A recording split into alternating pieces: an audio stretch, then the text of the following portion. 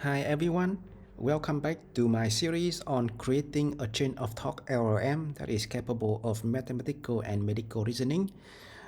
Further, the model will also be equipped with retrieval augmented generation and two calling capabilities. In the last video, we went through the step in creating a chain of thought model that is capable of mathematical reasoning. And the method that we use is reinforcement learning with group relative optimization policies, or GRPO in short. So using that technique, we was able to train the Qwen 2.5 3 billion instruct model on a mathematical dataset and enhance its capability on mathematical reasonings. In this video, we will further fine-tune the model on a medical chain of thought dataset. So you can think of this as, let's say, a high school student who finished high school with high-flying colors, with good mathematical background, and when the student go to university, that background will be enhanced further, and the student will be fine-tuned with more knowledge in medical, in his medical degree. The dataset that I use in this case is a chain of thought dataset, which is in fact distilled from DeepSeek R1. And let me just click into this link. So the objective here is to enable structured reasoning capability for the model to reason on medical problems. So in this dataset, each data has three fields: question, complex chain of thought, and response. So if I click into one data point, you can see the question is the statement of the medical condition of somebody, a 61-year-old woman with a long history of involuntary urine loss during activities, blah blah. And then there is a complex chain of thought to basically analyze the questions. Right? Okay, let's think about this step by step. Blah blah blah. It's quite long, and after that is the final answers, which is the response to the questions. So let me go to the notebook here. Okay. So first we will prepare the dataset. Well, we here just load the fine-tune model and the tokenizers.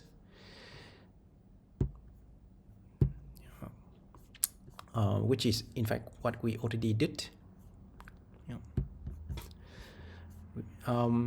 Now we will set up the system prompt and the user prompt to match these situations. So in this case, we are trying to tell the model that it is a medical expert. So our system prompt will be: you are a medical expert with advanced knowledge in clinical reasoning, diagnostics, and treatment planning. You first think through the reasoning process step by step in your mind, and then provide the user with the answers. And then the user prompt is below is a question that describes the condition of a patient. Write a response that appropriately answer the questions. Show your reasoning in thinking tasks and return the final answer in answer tasks. And then we specify the question, and we start with response and the think tag. So the model will continue the answer from here. Note that each of the data point has three fields: questions, complex chain of thought, and response. So we want to format each of the data point into a prompt that include the system prompt and the user prompt. So this whole prompt will be fed into the model to generate the answers. So here we will apply the chart template for this type of conversation formats. So first we start with the system prompt. We set the role to system, content is the system prompt. users content is this user prompt, and we format it with the question equal to the questions that come from the samples. And the desired answer that we want the model to generate in this case not only include the response, which is the final answers for the question, but also the complex chain of thought process. Right? So in this case, the target for the model is the chain of thought, which followed by the thing enclosing thing token, and the response between answer tag. So this could be the formatted prompt. And note that when you put this whole prompt into the model, only this part on the model generation will be used to compute the loss functions. And here we return a dictionary which say prompt is the formatted prompt. We will only train 10,000 sample from the dataset. So this is a generator. Yeah, this is a generator to generate 10,000 sample from the dataset. So we first load the dataset and we select 10,000 sample, and we format all the sample using the format sample function here. So each of the sample will be appended with a new field prompt. Yeah, and that's it.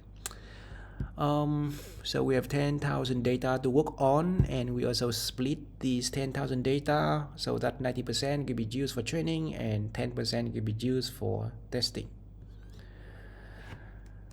Okay, I guess I can run this. And let's print out one sample data point. So here you can see I just choose the first samples, and each of the data point here has 4 fields: question, complex, CoT, and response are the original fields in the data, and prompt is the field that we added in. So we could use this field to train the model. And here is the whole things, right? The whole data point. Okay, we have already loaded the model and tokenizers. So now we have the data. We will train it. So we put the model to the train mode. And here we also can print out the number of trainable parameters. We set per device chain step to be 8 and gradient accumulation step to be 4. So the gradient is only updated every 4 steps, which means we train on an effective batch size of size 32. 4 times 8 is 32. We do evaluation every 16 steps. You can decrease or increase based on your hardware. We log every 50 steps. Yep. Train for 2 epochs. Warm-up ratio here 0.03. It follows the Qlora paper.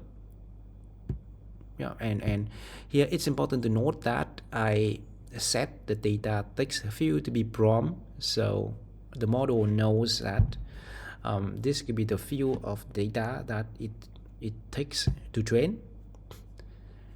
The trainer here is instruction finetuning trainers. We pass in model tokenizers, the train data, the test data, and the training arguments.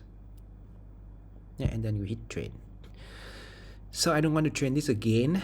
I don't want to run it. So it basically is trained for about 1 hour. And I train this on a 48 gigabyte GPU, which is from here, in fact. Yeah. It is from this L40S GPU from lightning.ai.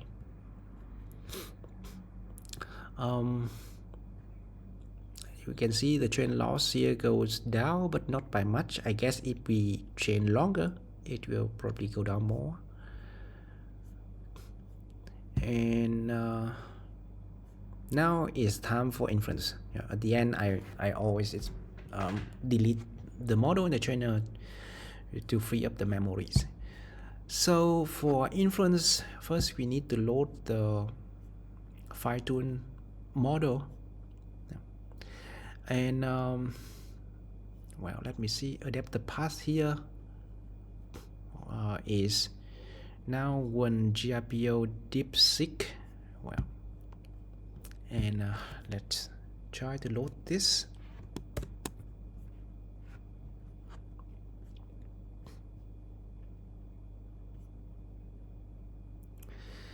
It will take some time,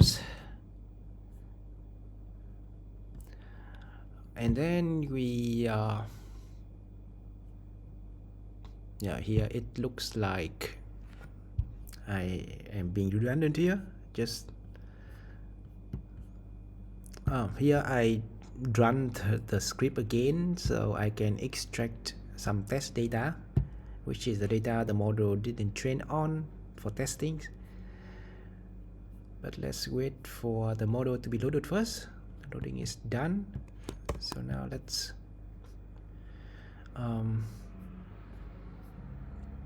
okay, so this is the test data. Well, let's see what is done here. So we have loaded the test data.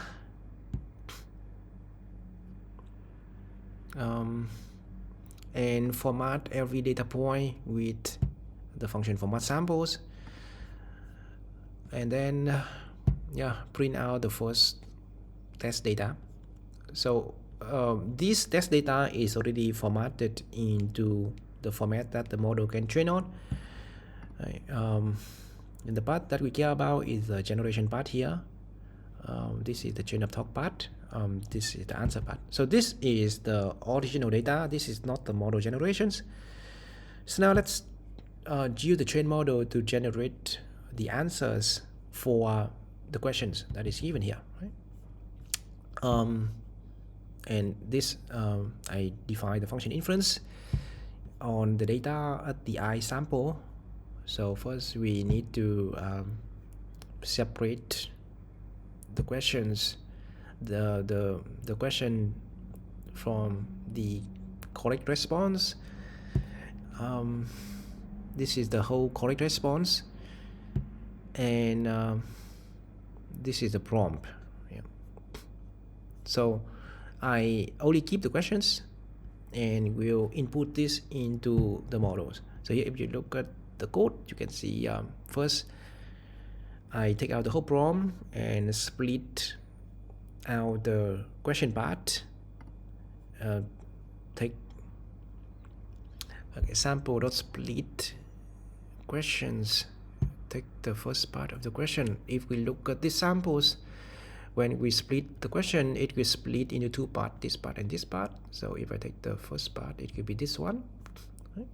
And I also split out the response and take the first part of the response. So when I split out the response and take the first part, it could be the questions. And correct response is only used for comparisons. And to prepare the prompt, I add back this part for the model to start generating. So the questions, and also this part. In fact, you can also do this with the command add generation. You could choose, I guess. Yeah, but I have to look it up. Anyway, just keep it like this. So the rest is to tokenize the prompt or the questions, and then get the generations. Right? So when we get generations, what do? I get the whole generations here instead, because I want to compare the answers with the ground truth answers. So this basically gives me the whole generations, and this will be the model response. So here note that I also record the length of the input, because I want the response to start from the input length. So I really want to record the part that the model generate. So this will be the generated ID and generated output. And to make it look like reasoning models, we just append the thing token. We print out the question, the model response, and the target response. Let's run it.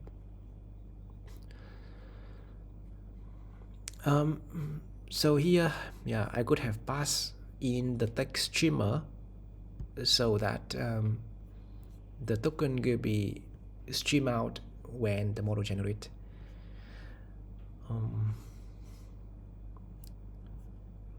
Yeah, so we will need to wait a bit here. In fact, one thing that should be adjusted in this case is the max length. Max length means the total number of tokens output, including the questions, is 1024. In fact, there is another choice for this, which is called max generation, max tokens or max output tokens. So there is another alternative for this, so that the number of generated tokens is 1024. I think that will be a better choice, but this was done some time ago, so I was not aware of that choice that time. Okay, so now let's look at the answers. So here are the questions. This is the model response. Alright, let's think it is true. We have order of 60-year-old woman, blah blah blah. Okay, good thing here is the model just follow the correct format. That is very nice. Okay, not really actually. And here you can see the model start to hallucinate a bit by ending with the ting tag. Yeah. So not too bad those. And the target response. Alright, let's think about this. I have no knowledge about medicine, so I cannot judge whether this is good or bad. Yeah, but let's do one more. So let's take the 100 test data point to see the model's answers.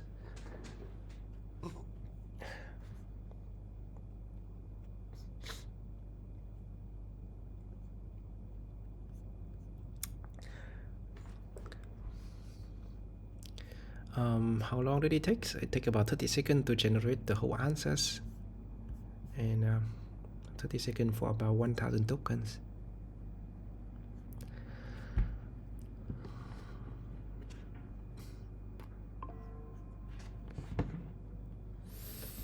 Okay, this one looks like it is generating more tokens. Okay, yeah.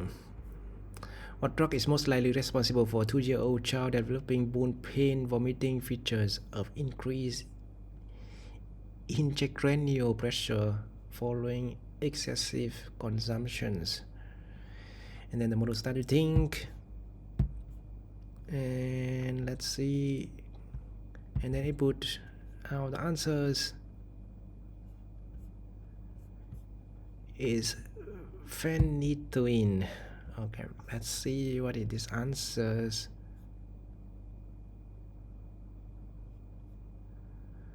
Vitamin A toxicity.